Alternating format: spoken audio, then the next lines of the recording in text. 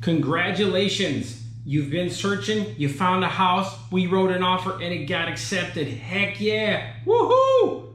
Wait a second, what do we do next? Here's some tips I'm gonna give you real quick.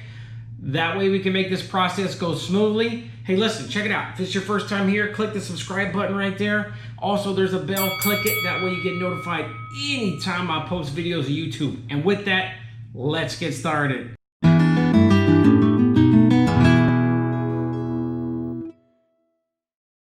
Hey, Mike Mazza here, Century 21 Redwood Realty here in Northern Virginia. This video is on what happens after you close, or correction, what happens after the contract is ratified here in Virginia, which means it's settled and it's agreed upon by all parties.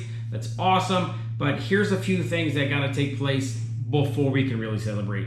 Real quick, some quick fees that you're gonna have to pay out of your pocket. We're gonna have to do a home inspection. Typically, a home inspection here is anywhere from $400 to maybe $600, depending on the size of your home. Home inspection is a great idea. I'm not a big fan of waiving home inspections, but in this area, to get super competitive, folks are waiving home inspections. That's your choice. It is what it is. Next is the appraisal. That's typically about $500. The lender's gonna, they're gonna order that, and then you'll just have to pay for it. The other fee that you'll pay out of your pocket is the EMD. Like I said, the EMD is 1% to 3% here in Virginia, and it's a good show of faith. There are ways to get your earnest money back if we have to walk away from the contract, but typically the earnest money deposit does get added into your closing costs. So I kind of like to say it looks like a down payment, right? Here's the rest of the tips. What's next, Mike? Well, let me tell you. Here's a few things that we're gonna have to do to make sure we get to the final step, which is closing day or settlement day. First one we're gonna do is, we're not gonna party just yet, but hey, if you wanna pop a glass of wine, or you want to have a glass of champagne, hey, that's fine, go right ahead. Let's get excited. But first thing we're gonna do is we have days that we have to get stuff in order, right? Everything has a timeline in order to get the settlement day. First thing, your real estate agent is probably already telling you earnest money deposit. Well, here in Virginia, your earnest money deposit is typically about 1%. Sometimes it can be up to 3%. That money's got to be in within 3 days from the date of ratification. What the heck is ratification, you ask? That's when both parties agree on a contract in writing. So 3 days after ratification, we got to have that money in.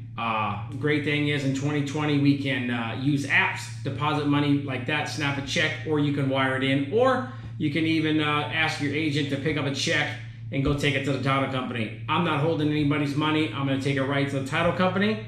I'm going to drop it off. I'm going to have them scan it, give me a receipt, and I'm going to show you and also the other agent and their title company everything's been deposited. I'm not holding anybody's money because I ain't going to jail. All right, next. We're going to do a home inspection. Home inspections, we have to do those within 10 days of the date of ratification. Typically, I order mine the same day or the next day of the home inspection. Now, you can use whatever home inspection company you want. I have one home inspection company I use. I like them. They're very meticulous and they check everything. The roof, the attic, the basements, foundation. They check window cracks. They check power, electrical, plumbing, window seals. They check everything, and that's what you want. You want someone to be thorough, because let's face it, this is one of the biggest purchases you're ever going to buy in your life.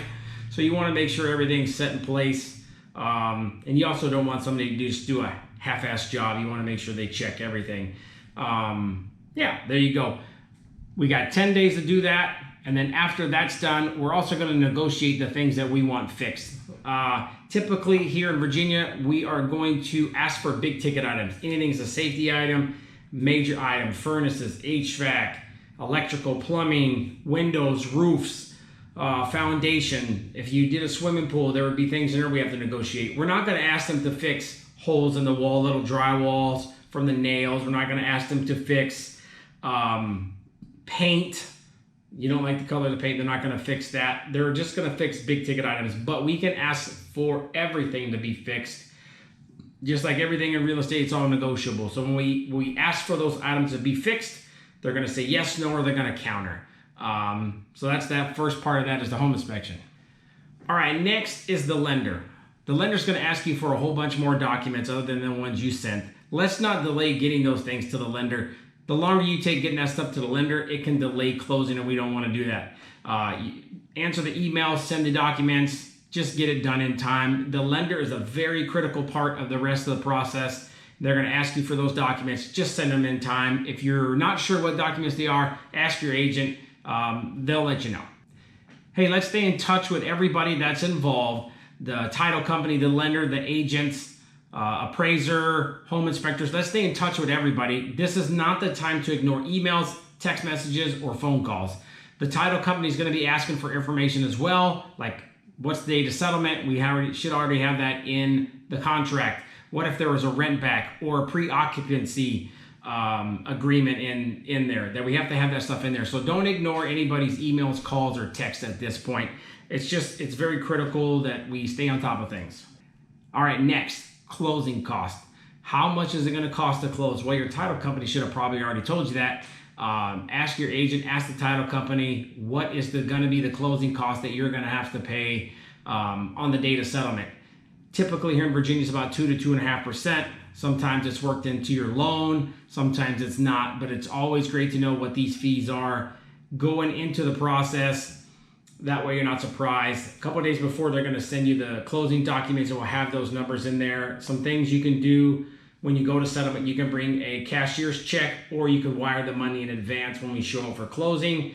That way all the money's taken care of. The title company will be in touch with us and let us know down to the penny how much you owe. If you owe, sometimes you actually might get money back. It happened a few times last year with my clients. They received money back at closing, which is awesome. I mean, you bought a house and didn't barely have to pay anything, right? All right, here we go. Next one, the things that had to be negotiated. So we negotiated the home inspection. We got that stuff fixed. The appraisal came in. What happens if the appraisal is low? Well, we have a couple of choices with the appraisal if it's low. The first one is if you wrote a contingency in your contract with the appraisal, you can, if it's low, walk away, get all your earnest money back. That's fine. But you did have to pay for the appraisal, which is what we want. Number 2, you can accept it as it is. That's fine. Or 3, the seller has to lower the price of the house. And that's fine. Or let's say your appraisal comes back in at asking or above asking, you still have a choice. You can walk away or continue on. That's one of the other steps is the appraisal.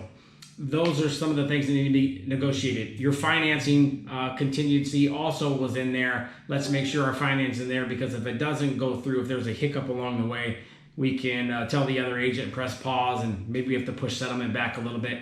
But that's one of those contingencies that we have in there was financing. Home inspection done, appraisal's done, contingency's done.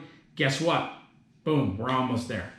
All right, the last thing, the final walkthrough.